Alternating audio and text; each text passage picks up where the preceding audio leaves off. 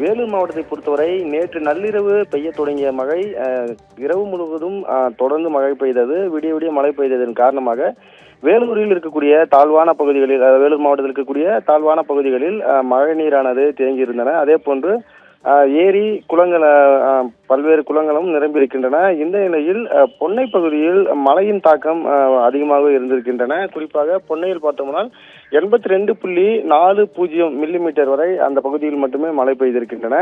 இதனால் அந்த பொன்னை பகுதியில் குடியிருப்பு பகுதிகளிலும் வெள்ள நீரானது காலை புகுந்திருந்தது. தொடர்ந்து அந்த தண்ணீரை வெளியேற்றும் பணியிலும் தொடர்ந்து அதிகாரிகள் ஈடுபட்டு வந்திருந்தனர்.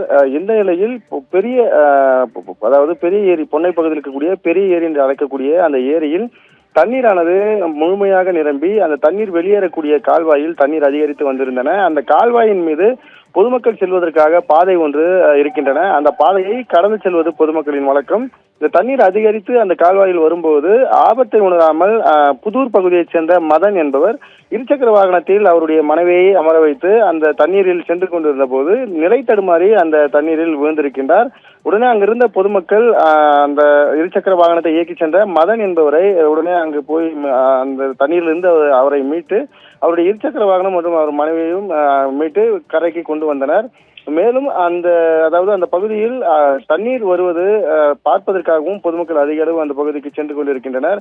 இது போன்று தண்ணீர் வருவதை ஆபத்தை உணராமல் பார்க்கக்கூடிய நிலை இருக்கக்கூடாது. ஏனென்றால் இது போன்ற காலகட்டத்தில் தான் எதிர்பாராத விபரீதங்கள் ஏற்படும் என்று ஏற்கனவே மாவட்ட நிர்வாகம் சார்பிலும் அறிவுறுத்தப்பட்டிருக்கின்றன. மேலும் அந்த பகுதியில் தற்போது யாரும் தண்ணீர் பார்ப்பதற்கு செல்ல வேண்டாம் என்றும் அறிவுறுத்தப்பட்டிருக்கின்றன. தற்போது வேலூர் மாவட்டத்தில் மழை இல்லை என்ற போதிலும் இந்த நேற்று பெய்த மழையின் காரணமாக பல்வேறு பகுதியில் தண்ணீர், அதாவது குடியிருப்பு பகுதிகளிலும் சரி தாழ்வான பகுதிகளிலும் சரி தண்ணீரானது தேங்கி இருக்கின்றன. இதனால் மக்களின் இயல்பு வாழ்க்கை சற்று பாதிக்கப்பட்டிருக்கிறது என்று தெரிவிக்கலாம். ரவி.